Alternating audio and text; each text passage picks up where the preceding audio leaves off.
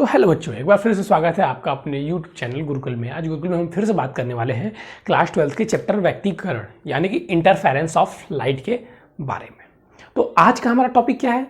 आज का हमारा टॉपिक है, पहले जिस बारे में हम बात करने वाले हैं वो है स्रोत के प्रकार। ठीक है, ये चीज़ देखिए आप समझेंगे, प्रकाश के स्रोत के प्रकार। अब ये सर क्या हुआ, ये क्या बोल दिए सर जी? अब ये क्या होता है स्रोत के प्रकार? अरे भाई, सूर्य हो गया, सूर्य एक अलग स्रोत है। घर में तुम एलईडी लाइट लगाए हो, वो अलग स्रोत है, वो भी तो प्रकाश दे रहे हैं ना, प्रकाश का स्रोत ही नहीं हुआ। कैंडल जला रहे हो, कैंडल अलग स्रोत है। लेजर लाइट ले जा रहे हो, लेजर लाइट अलग स्रोत है। तो सब क्या है? अलग अलग क्या है? सब स्रोत ही नहीं है, प्रकाश के, प्रकाश ही दे रहे हैं। तो स्रोत के प्रकार, तो अब ऐसे तो कई स्रोत हमने आपको गिनवा दिए, लेकिन बेसिकली दो ही स्रोत होते हैं। कितने स्रोत होते हैं? दो प्रकार के। कितने प्रकार के स्रोत होते हैं? दो प्रकार के। पहले होते हैं आपके स्वतंत्र स्रोत। ठीक है, कौन से स्रोत? स्वतंत्र स्रोत। और दूसरे आपके कला संबंध स्रोत। कला संबंध स्रोत, ये लो। समझिए, स्रोत क्या? जो हमें प्रकाश के स्रोत क्या है? जो हमें प्रकाश दे रहे हैं। अब उस प्रकाश देने वाले स्रोत में से भी जो स्रोत होते हैं जो हमें प्रकाश देते हैं, वो भी दो प्रकार के होते हैं। एक तो हो गया हमारा स्वतंत्र प्रकाश स्रोत, और एक हो गया हमारा कौन सा? कला संबंध स्रोत। ठीक है, तो ये ले लीजिएगा स्रोत के प्रकार। अब हम बात करने वाले बेसिकली इन दोनों पे बात करेंगे। पहले स्वतंत्र स्रोत। क्या बात करने वाले, किसके बारे में? स्वतंत्र स्रोत।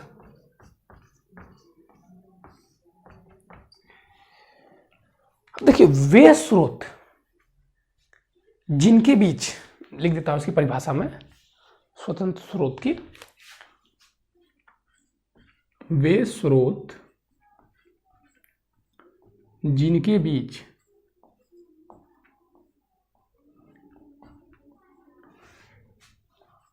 कालांतर बदलता रहता है,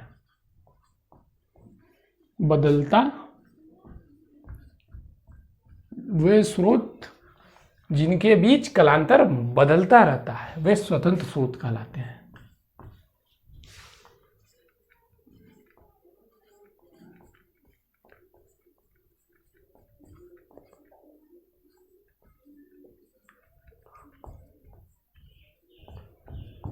क्या होते हैं स्वतंत्र स्रोत? समझ में आया आपको? वे स्रोत हैं जिनके बीच कालांतर क्या हो रहा है? बदलता रह रहा है, तो उन्हें हम क्या बोल देंगे? स्वतंत्र स्रोत। एग्जाम्पल सर दे दीजिए। लो भाई, एग्जाम्पल ले लो सर। एग्जाम्पल क्या? एग्जाम्पल ले लो, मोमबत्ती हो गई हमारी, बल्ब ले लो। ठीक, बल्ब हो गया, मोमबत्ती हो गई, सब क्या है? ये सब कला संबंध, ये स्वतंत्र स्रोत है। और एक इंपॉर्टेंट पॉइंट नोट करिएगा कि जो स्वतंत्र स्रोत होते हैं, क्या? जो स्वतंत्र स्रोत होते हैं,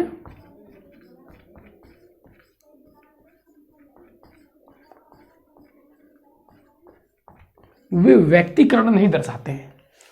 ध्यान से लिखिएगा इसको, वे व्यक्तिकरण, मैं हाईलाइट कर देता हूं इसीलिए, व्यक्तिकरण नहीं दर्शाते हैं।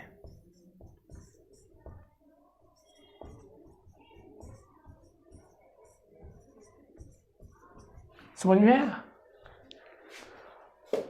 एक पहली बात, तो स्वतंत्र स्रोत होते क्या है? तो वे स्रोत जिनके बीच का कालांतर नियत नहीं रहता। अब कालांतर क्या होता है ये भी आप पूछ सकते हैं, तो कालांतर की यहां पे लिख लीजिएगा कुलांतर का सूत्र, कि कालांतर बराबर 2 पाई बाई लैम्डा इंटू पथांतर।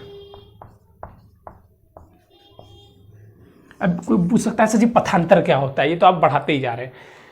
ये चला 5 किलोमीटर दूरी और ये चला यहीं पे, इनके बीच का पथांतर कितना हो गया? ये हो गया। समझ में आ रहा है ना पथांतर क्या होता है? चलिए नोट कर लीजिएगा, ये क्या है? तरंगदैर्घ्य जो प्रकाश रहेगी। तो पहले देखिए, स्वतंत्र स्रोत होते क्या है? तो वे स्रोत जिनके बीच का कालांतर बदलता रहता है। क्या? कालांतर बदलता रहता है, वे स्रोत स्वतंत्र स्रोत कहलाते हैं। एग्जाम्पल मोमबत्ती और बल्ब। अब जो हमारे बल्ब हैं, जो मोमबत्ती, इनके हमेशा कालांतर बदलते रहते हैं, ठीक है। और एक इसमें इंपॉर्टेंट पॉइंट क्या है जो सबसे ज्यादा यही पूछा जाता है कि स्वतंत्र स्रोत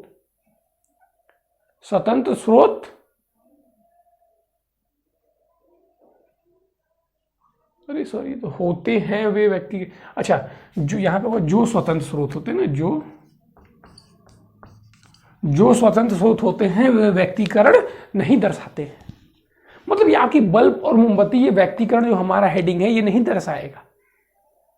समझ में आ रहा है? बल्ब और मोमबत्ती नहीं दर्शाएगा। क्यों नहीं दर्शाएगा? क्योंकि इनके बीच कालांतर बदलता रहता है या नियत नहीं रहता है, कुछ भी बोल सकते हैं। ये नोट कर लीजिएगा, इतने स्क्रीनशॉट ले लीजिए, आगे बढ़ते हैं हम।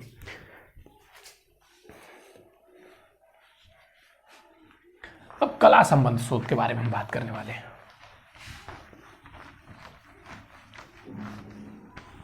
किसके बारे में बात करने वाले हैं? कला संबंध स्रोत।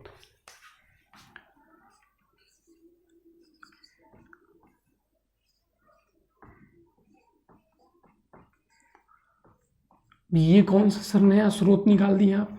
अरे अभी तो बताया था कि स्रोत दो प्रकार के होते हैं। कि घूमने चल जा रहे हो क्या यार तुम लोग? चलो ठीक है। ये बोल रहे सर जी हम कहाँ पूछे? अच्छा ठीक। कला संबंध स्रोत, ये क्या बोल देंगे? वे स्रोत, बस उसका उल्टा, वे स्रोत जिनके बीच का कालांतर, जिनके बीच का कालांतर क्या होता है? नियत रहता है। उसमें क्या था? बदलता रहता है स्वतंत्र में, और इसमें नियत रहता है। क्या कहलाते हैं? कला संबद्ध स्रोत कहलाते हैं।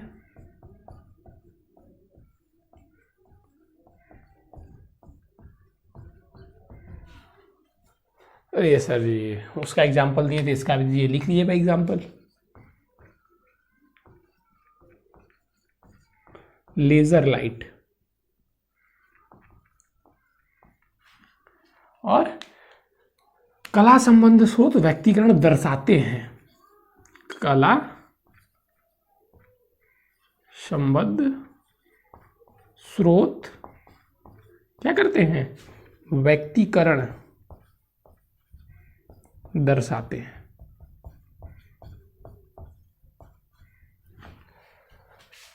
अब पहला मैंने बताया स्वतंत्र स्रोत। आप ऐसे भी समझ सकते हैं, जो स्वतंत्र मतलब जो स्वतंत्र है, जिसका कला स्वतंत्र है, वो बदलता रहेगा, ठीक है। तो वे स्रोत जिनके कालांतर बदलते रहते हैं वो क्या हो गया? स्वतंत्र स्रोत। एग्जाम्पल मोमबत्ती और आपका लाइट।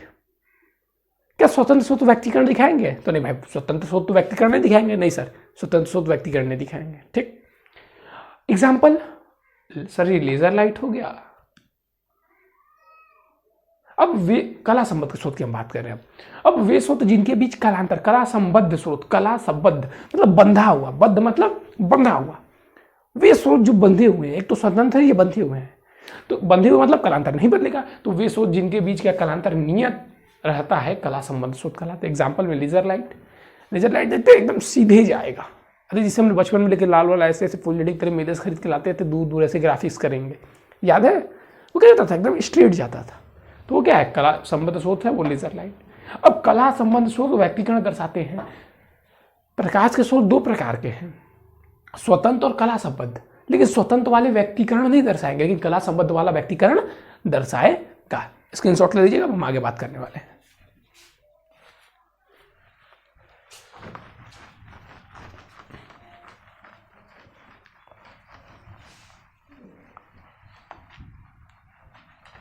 चलिए अब यहां हम बात करने वाले हैं किस अवस्था में, किस अवस्था में व्यक्तिकरण क्या है? संभव है।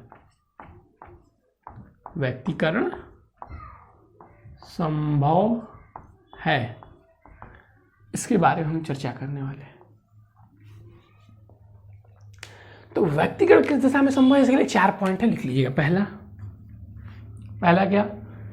दोनों स्रोतों से निकले तरंगों की आवृत्ति क्या होनी चाहिए? तरंगों की आवृत्ति समान होनी चाहिए। व्यक्तीकरण के परिभाषा में प्रथम ही बोलते हैं आवृत्ति समान होनी चाहिए।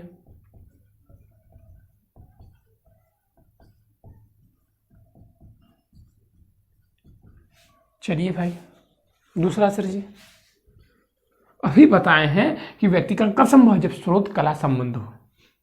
क्या? स्रोत कला संबंध हो। तो लिख देंगे जब स्रोत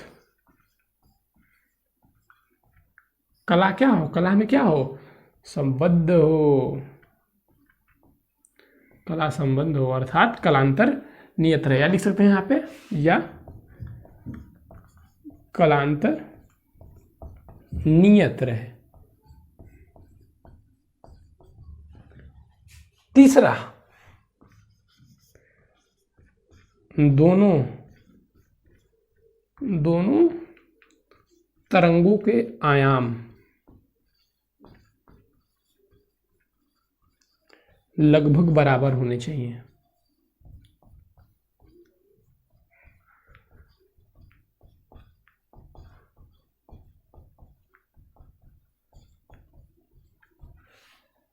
ठीक है।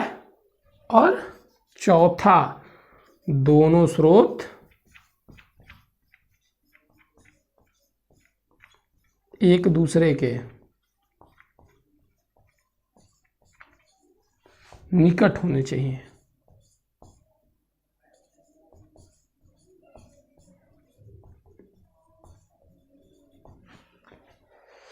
चार पॉइंट मैंने लिखा है, इसको आपको एकदम जिस प्रकार मुझे याद है आपको भी याद होने चाहिए। व्यक्तीकरण कब संभव है? जब दोनों स्रोत के बीच कलांतर या दोनों स्रोत कला संबंध हो या उनके बीच का कलांतर नियत हो। दोनों स्रोत की तरंग की आवृत्ति समान हो। व्यक्तीकरण की परिभाषा में क्या बोलते हैं? जब किसी माध्यम में एक ही आवृत्ति की दो तरंगे, स्टार्टिंग में बोलते, ध्यान रखिएगा, जब किसी माध्यम में एक ही आवृत्ति की दो तरंगे एक साथ एक दिशा में चलती हैं तो आवृत्ति समान होनी चाहिए। स्रोत क्या होना चाहिए? कला संबंध होना चाहिए अर्थात उनके बीच का कलांतर क्या होना चाहिए? नियत होना चाहिए। अब दोनों तरंगों का आयाम यहाँ पे लगभग बराबर बोला है, तो दो चार कम भी हो सकते हैं और अधिक भी हो सकते हैं। अब दोनों स्रोत पास होने चाहिए, इसको समझिएगा। जैसे मान लीजिए हमारे पास ये दो स्रोत हैं और दोनों स्रोत से प्रकाश निकल रही है। अगर इसको हम ऐसे ले जाके ऐसे रख दें, अब मान लीजिए कि यहाँ से प्रकाश निकल रहा है कि यहाँ से प्रकाश निकल रहा है, तो कैसे एक के ऊपर, व्यक्तीकरण मतलब क्या होता है? अध्यारोपण, एक के ऊपर एक जाना, तो एक दूसरे से कैसे टकराएंगी? जब पास रहेंगी तभी ना पास से निकलेंगे, तो जाके आगे टकरा जाएंगे। समझ में आ रहा है ना जो मैं बताना चाह रहा हूँ? हाँ सर समझ में आ रहा है। तो उसी चीज़ को मैं समझाना चाह रहा था, समझिए ध्यान से, अपने से जूम कीजिए। आप क्या करिएगा, दो लाइट ले लीजिएगा, मोबाइल की दो लाइट ले लीजिएगा। फ्लैश तो आजकल सबके घर में मोबाइल है तो फ्लैश होगा ही। फ्लैश ऑन कर लीजिएगा और दोनों मोबाइल को ऐसे हाथ से पकड़ लीजिएगा, कमरा बंद कर लीजिएगा। जब आप पकड़ेंगे दोनों हाथ से, देखेंगे कुछ अलग भी दिखाएगा, तो उधर प्रकाश जाएगा उधर प्रकाश जाएगा। अब क्या कीजिएगा, दोनों मोबाइल को पास ला दीजिएगा। ठीक है, पहले सुनिए, उससे व्यक्तीकरण नहीं होगा, लेकिन थोड़ा सा आपको अलग जो चीज़ मैं समझाना चाहूँगा उसी शायद आप समझ जाए, क्योंकि वो क्या है, स्वतंत्र स्रोत है, कला संबंध स्रोत नहीं है। अब दोनों को क्या करेंगे, पास ला देंगे मोबाइल के फ्लैश को। जब मोबाइल के फ्लैश को पास लाएंगे तो देखेंगे एक किरण इधर जा रही है, एक किरण इधर से जा रही है। थोड़ा सा हमको समझ में आ जाएगा जो चीज़, मतलब एक दूसरे को काट रही है, लेकिन यहाँ पे कोई संभव नहीं है, लेकिन यहाँ पे हो सकता है। वही चीज़ बताना चाहता, लिख लीजिएगा।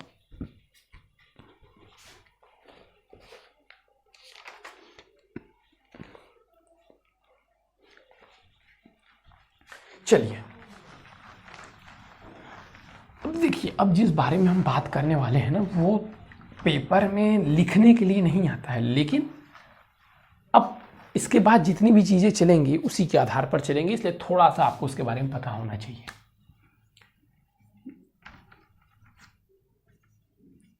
यंग के द्विक रेखा छिद्र का प्रयोग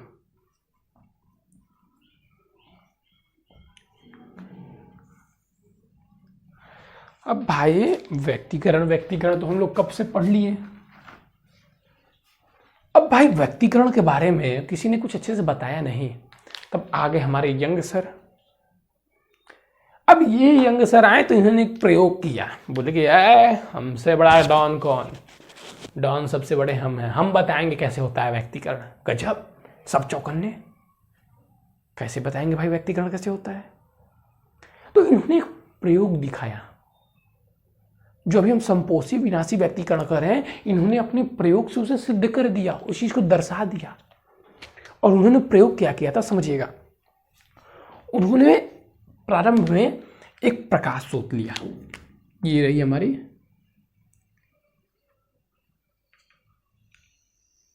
प्रकाश स्रोत, टॉर्च नहीं कह सकते, हाँ टॉर्च, कुछ भी एक लाइट ले लीजिए, ठीक। अब एक इन्होंने मान लीजिए टॉर्च ही ले लिया। अब इन्हें स्रोत कैसे चाहिए थे, कला संबद्ध। अब थोड़े से ये कंफ्यूज हो गया, भाई कला संबद्ध स्रोत कैसे किया जाए, अब लेजर लाइट लेके दो आई जाए। तो इन्होंने बोला नहीं नहीं रुको रुको रुको जरा, ठीक है, सबने बोला ठीक है। अब इन्होंने क्या किया कि फिर से एक दफ्ती ले लिया, समझ लीजिए दफ्ती,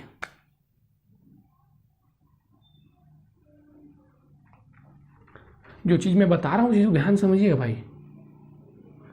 इससे क्या किया, कुछ दूरी पर एक दफ्ती ले लिया, अब बस लगा दिया अपना दिमाग, कर दिया एक छेद यहां से और एक छेद नीचे से, दोनों समझ लीजिए डी दूरी पे है। देखने में आपको लग रहा है कि दूर है फिगर, क्योंकि मैं थोड़ा बड़ा बना रहा हूं जिससे कि आपको समझ में आएगा। अब भाई क्या, इन्होंने ये ले लिया और इसके आगे इन्होंने लगा दिया एक पर्दा। क्या लगा दिया, पर्दा।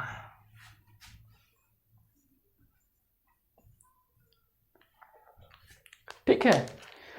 अब इन्होंने क्या किया कि यहां से प्रकाश भेजना स्टार्ट किया, तो प्रकाश तरंग के रूप में जाती है, भाई हाइजेन जी बताए हमको।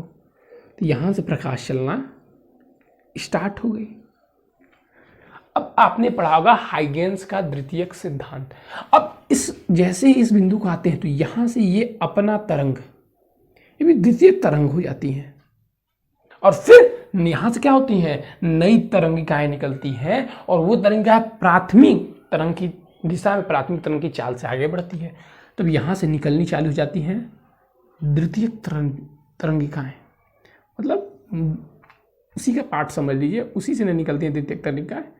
बस ऐसे, फिर इससे ऐसे, फिर ऐसे समझ लीजिए निकलती जाएंगे। कितना मैं बनाऊं समझ रहे, ऐसे ही एक और बना देता हूं, इधर से बराबर हो जाएगा। और इन्होंने ऐसे ही क्या किया, ऐसे ही समझ लीजिए प्रकाश अपना काटती काटती काटती काटती आगे बढ़ती गई। ठीक है, जो चीज मैं बता रहा हूं उस चीज को ध्यान समझिएगा। तो जैसे कि यहाँ पे कटा, एक यहाँ पे कटा, एक यहाँ पे कटा, ऐसे कट कर रहे हैं ना।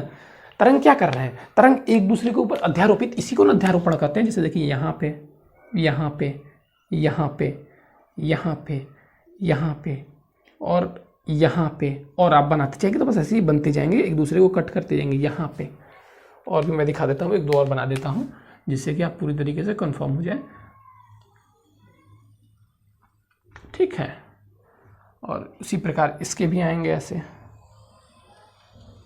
अब मैं नहीं बनाऊंगा, अब आप अपना देखते रहिएगा। ठीक है, इसी प्रकार इन्होंने यहाँ पे अध्यारोपण, यहाँ पे अध्यारोपण, यहाँ पे अध्यारोपण, यहाँ पे अध्यारोपण, मतलब उन्होंने देखा कि ये क्या कर रहे हैं, यहाँ पे अध्यारोपण हो रहे हैं। तो व्यक्तिकरण में भी तो अध्यारोपण ही होते थे, दो तरंग तो भैया एक तरंग, दो तरंग।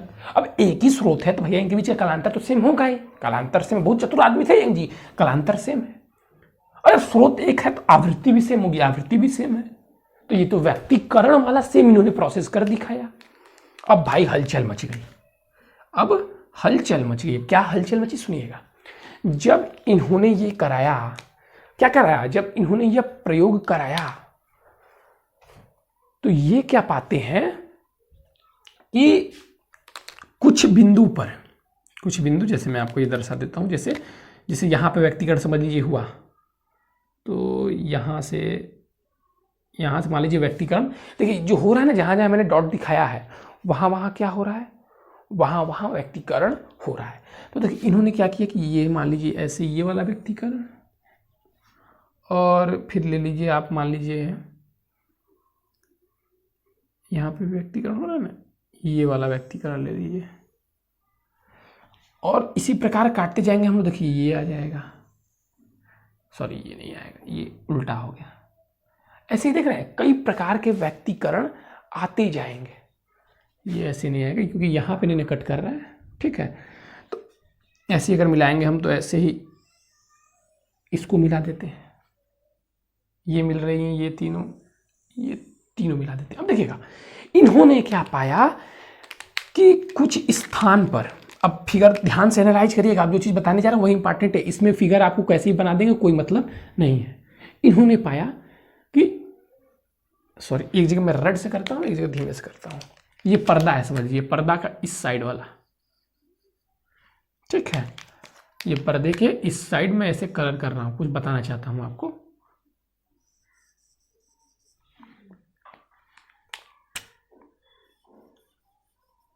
तो इन्होंने पाया कि देखिए लाइट तो यहां से भी तो दो छेद यहाँ है कि थोड़ा सा यहाँ पे देखिए, यहाँ पे क्या है, यहाँ पे क्या है, यहाँ पे प्रकाश है।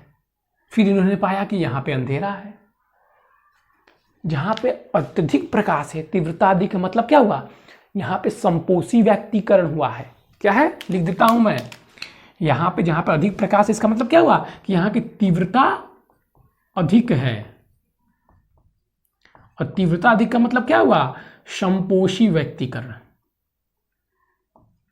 संपोषी व्यक्तीकरण, ध्यान दीजिएगा, संपोषी व्यक्तीकरण।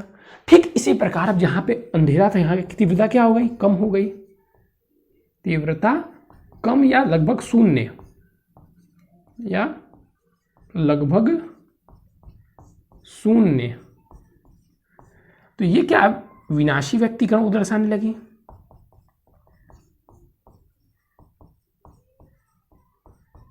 ठीक है, तो देखिए कुछ स्थान पर एक प्रकाश आया, कुछ अंधेरा आया, तो इन्होंने व्यक्तीकरण को सिद्ध कर दिया। और जहां पर प्रकाश आया, जहां पर प्रकाश आया उस स्थान को इन्होंने बोला दीप्त। क्या बोला, दीप्त फ्रिंज, मतलब इन्होंने फ्रिंज बता दिया। ये फ्रिंज की तरह, ऐसे समझ रहे, ऐसे ऐसे फ्रिंज की तरह ये बन रहे हैं। जैसे फ्रिंज क्या होते हैं, जैसे ये अंधेरा अंधेरा उजाला, अंधेरा उजाला, अंधेरा उजाला, एक अंधेरा एक उजाला, तो फ्रिंज की तरह बन रहे थे। जो दिखाई दे रहे थे, जो प्रकाशित थे, उसे इन्होंने बोल दिया दीप्त फ्रिज्म, फ्रिंज, दीप्त फ्रिंज। और जो नहीं दिखाई दे रहे थे उन्हें अदीप्त फ्रिज्म, फ्रिंज। अब देखिए, अब मेरी बात को ध्यान सुनिएगा, इनका प्रयोग बस इतना ही था। इससे इन्होंने एक दर्शा दिया कि यहाँ पे व्यक्तीकरण, हाँ व्यक्तीकरण वास्तव में होता है और ये दीप्त और अदीप्त फ्रिंजें बनती हैं कुछ इस प्रकार। जैसे मान लीजिए कि एक, ये भी थोड़ा सा बता देता हूँ मैं आपको, यहाँ पे दिखाई दे रहा है ना, हाँ यहाँ पे दे रहा है ना, ये देखिए एक जैसे बना पहले अदीप्त, तो एक बनेगा दीप्त। ठीक है, ध्यान से समझिए जो चीज मैं समझाना चाह रहा हूँ। एक बनेगा दीप्त, फिर एक क्या बना, एक बना अदीप्त, तो फिर एक क्या बना दीप्त, फिर एक बना अदीप्त, तो एक बना दीप्त। अरे यार ये तो कला में पहले याद करना चाहिए था, दीप्त अदीप्त। ऐसे क्या हो गए, बनते गए। तो उन्होंने बताया कि ये जो है ये हो गए अदीप्त फ्रिज्म, फ्रिंज। और एक अदीप्त के बाद दूसरा क्या बन रहा है, दीप्त फ्रिज्म, दीप्त फ्रिंज। बस इतना अगर आप फिगर बना देते हैं और लिखना है तो लिखना तो आप सिंपली लिखते हैं कि उन्होंने एक प्रकाश स्रोत लिया, उस प्रकाश स्रोत से कुछ दूरी पर एक लकड़ी की दफ्ती के टुकड़े दिए, जिन्होंने उसमें दो छोटी छेदी छेद कर दिया। अब जब उन्होंने, और इससे कुछ दूरी पर, आप डी दूरी दे दीजिए, पी दूरी दे दीजिए, कुछ दूरी पर एक पर्दा रख दिया। आता नहीं है लेकिन मैं बोल देता हूँ कि कुछ बच्चे होते हैं एकदम कन्फ्यूज जाते हैं। ठीक है, पर्दा रख दिया। अब जब जो होता है बस वही फिगर से देखते रहना है। अब जब प्रकाश सोर्स से प्रकाश निकलती हैं तो छिद्र 1 यहाँ पे S1 इसको दे दीजिए और इसको H2 दे दीजिए, S1 H2। तो H1 से, छिद्र S1 से तथा H2 से द्वितीयक तरंगिकाएं निकलती हैं जो प्राथमिक तरंग की चाल से ही चलती है। इसमें आप और भी सोच सकते हैं, हाइड्रोजन के द्वितीयक सिद्धांत के अनुसार S1 और H2 से द्वितीयक तरंगिकाएं निकलती है जो प्राथमिक तरंग की चाल से उसी दिशा में आगे बढ़ती है। अब प्रयोग में हम देखते हैं कि कुछ बिंदुओं पर तरंगिकाएं जहां पर एक दूसरे को कट करती हैं, कहीं कहीं प्रकाश की तीव्रता अधिक होती है जहां पर दीप्त फ्रिंज बनती है, और कहीं कहीं प्रकाश की तीव्रता कम होती है जहां पे अदीप्त फ्रिंज बनती है। जहां जहां प्रकाश की तीव्रता अधिक होती है वह संपोषी व्यक्तीकरण को दर्शाता है, तथा जहां जहां प्रकाश की तीव्रता कम होती है वह विनाशी व्यक्तीकरण को दर्शाता है। और यह प्रयोग, यंग का यह प्रयोग व्यक्तीकरण के सिद्धांत को प्रूफ करता है। बात खत्म।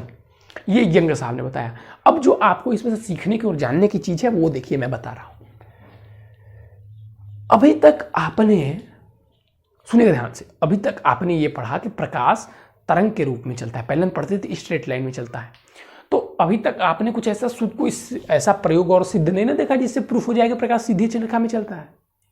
बताइए भाई साहब। हाइगेंस ने वो सिद्धांत प्रूफ किया था, तो हाइगेंस ने जब सिद्धांत दिया तो हाइगेंस ने उसे परावर्तन और अपवर्तन का सिद्धांत दिखा दिया। लेकिन आप तो उससे नहीं देखकर समझ पाए ना। लेकिन देखिए आप यहां पर समझ पाएंगे।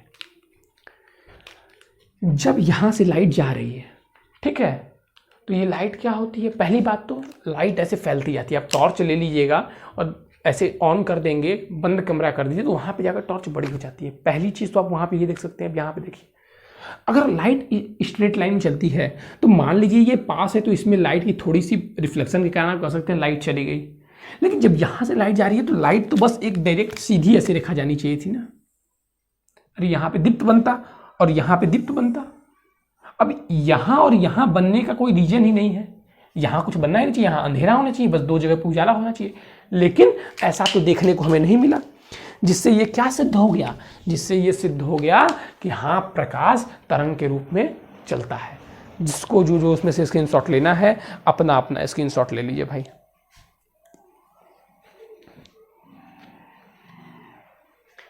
हो गया। चलिए अब इस प्रिज्म को नापेंगे हम, और इस प्रिज्म को नापकर हम बताएंगे कि इस जो प्रकाश की तरंग है इसकी तरंगदैर्घ्य कितनी है। देखिएगा